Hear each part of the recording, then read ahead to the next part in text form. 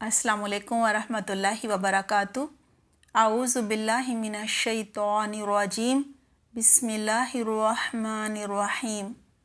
रब्बिश्रह ली सदरी वयस्सिर ली अमरी वहलुल उक़दतम मिन लिसानी यफ़क़हू क़ौली। रब्बि ज़िदनी इल्मा। अल्लाहुम्मा फ़क़िहना फ़िद्दीन। आमीन। प्यारे बच्चों, कैसे हैं आप? उम्मीद करती हूँ बिल्कुल खैरियत से होंगे। दुआ है अल्लाह सुब्हानहू तआला आपको अपनी हिफ्ज़ व बार में रखे, आपके वक्त, सेहत, इल्म और ज़िंदगी में बहुत सी बरकत अता फ़रमाए। आपके लिए दीन सीखना और इस पर अमल करना जो है वो आसान फरमा दे, और आपको अपने वालिदैन का, उस्तादों का बेहतरीन सदका जारिया बनाए। आमीन। हमारी आज की सूरह बकरा की आयत नंबर है 34। आइए पहले लफ्ज़ी तर्जुमा कर लेते हैं। वाह और इज़ जब, कुलना हमने कहा, लिल मलाइकती फ़रिश्तों से, उसजुदू सजदा करो, ली आदमा आदम अलैहिस्सलाम को, या आदम अलैहिस्सलाम के लिए। ली मैंने लिए होता है ना। फसजदू तो उन्होंने सजदा किया, इल्ला मगर, सिवाय इबलीस के। अबा उसने इनकार किया, वस्तकबरा और बड़ा बनना चाहा, तकब्बुर किया। वा और काना हो गया, मिनल काफिरीन इनकार करने वालों में से, काफिरों में से, ना फरमानों में से। मिन मैंने से, और अल काफिरीन ये काफिर की जमा है। इस आयत का तर्जुमा है, फिर जब हमने, यानी अल्लाह सुब्हानहू तआला कह रहे हैं, हमने फ़रिश्तों को हुक्म दिया कि आदम अलैहिस्सलाम के आगे झुक जाओ, तो सब झुक गए, मगर इबलीस ने इनकार किया और वो अपनी बड़ाई में, तकब्बुर में, गुमंड में पड़ गया और इनकार करने वालों में से, काफिरों में से हो गया। बच्चों, इससे पहले की आयत में था आदम अलैहिस्सलाम की फजीलत बताई गई थी ना, याद है आपको? फजीलत का जिक्र था कि अल्लाह सुब्हानहू तआला ने आदम अलैहिस्सलाम को ख़ुद अपने हाथ से बनाया, इल्म दिया, फिर फ़रिश्तों से मुकाबला करवाया, तो आदम अलैहिस्सलाम इल्मी मुकाबले में कामयाब हो गए। बच्चों, आपको बताया था ना, अल्लाह सुब्हानहू तआला ने आलिम को, यानी इल्म रखने वाले को, आबिद पर यानी इबादत करने वाले पर बरतरी यानी फजीलत अता की है। अब इस आयत पे एक और फजीलत का जिक्र है कि अल्लाह सुब्हानहू तआला ने फ़रिश्तों को हुक्म दिया कि आदम अलैहिस्सलाम को सजदा करो। लिहाजा आयत का आगाज़ इसी बात से हो रहा है। इस आयत के शुरू में है, व इज़ कुलना लिल मलाइकति इसजुदू ली आदम, और जब हमने फ़रिश्तों से कहा कि आदम को सजदा करो। मुराद ये थी कि आदम अलैहिस्सलाम की जो फजीलत है, उनकी जो बरतरी है, वो फ़रिश्ते मान लें और उसके आगे झुक जाएं। ये सजदा जो है ना, ये ताज़ीम के लिए, इज़्ज़त के लिए था, और ये सजदा ताज़ीमी कहलाता है। आप सल्लल्लाहु अलैहि वसल्लम से पहले की शरीयतों में ये सजदा जायज़ था, यानी मुबाह था। ना इसको करने का कोई गुनाह होता था और ना ही कोई सवाब मिलता था। लेकिन हमारी शरीयत में, शरीयत मुहम्मदिया में, ये सजदा हराम करार दिया गया है। सजदा करना, चाहे कब्र को किया जाए या किसी ज़िंदा इंसान को किया जाए या किसी जानवर को किया जाए, ये शिर्क है। आप सल्लल्लाहु अलैहि वसल्लम ने फरमाया, अगर मैं अल्लाह के अलावा किसी और को सजदा करना जायज़ करार दे देता कि हाँ कर लो सजदा, तो किसको हुक्म देता? बीवी को हुक्म देता कि वो अपने शौहर को सजदा करे। लेकिन अब तो अपने शौहर को सजदा नहीं कर सकती, क्योंकि हराम है। ہماری شریعت میں۔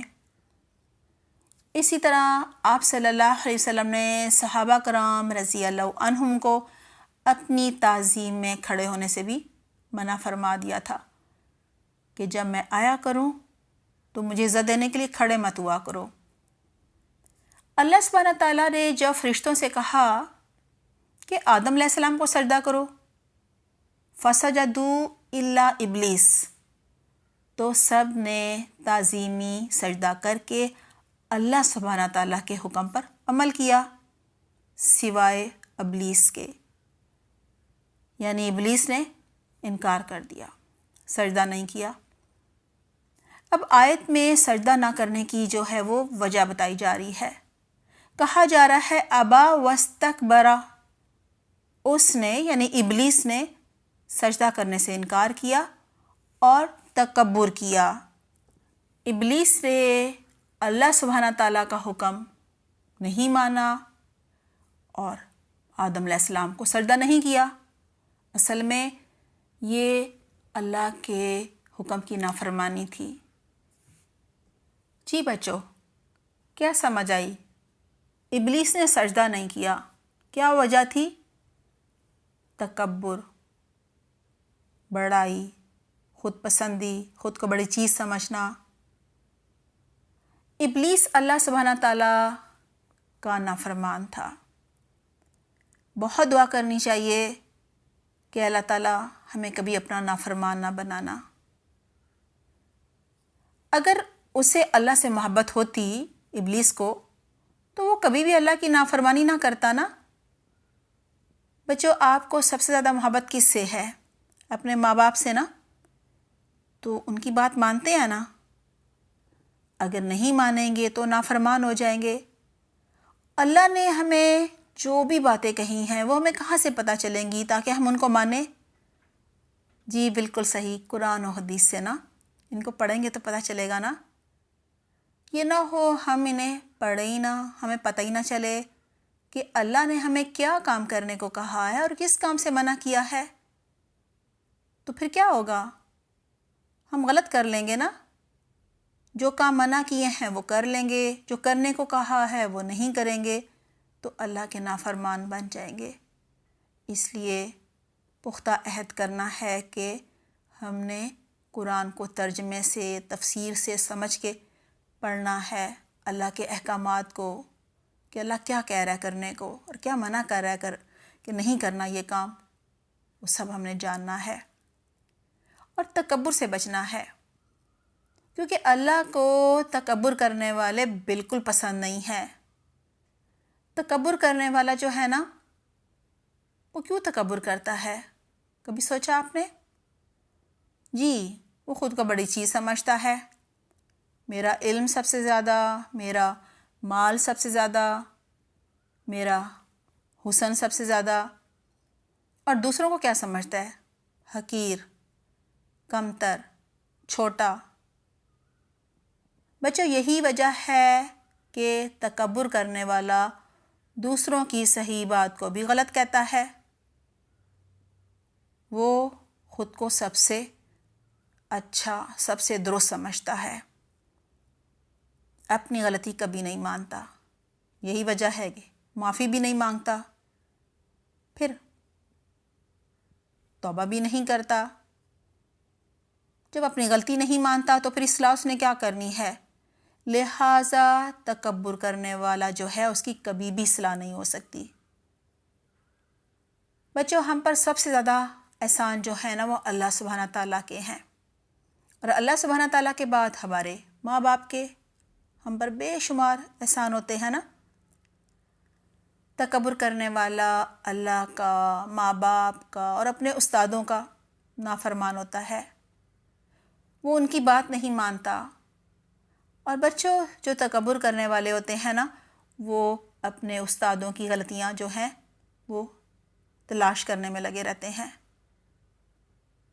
تکبر انسان کو ہمیشہ ذلیل اور رسوا کرتا ہے، اور تکبر کرنے والے کو کوئی بھی پسند نہیں کرتا۔ تکبر کرنے والا ہمیشہ نقصان اٹھاتا ہے۔ ایک سجدہ نہ کرنے پر ابلیس کافروں میں، نافرمانوں میں، انکار کرنے والوں میں شامل ہو گیا تھا نا۔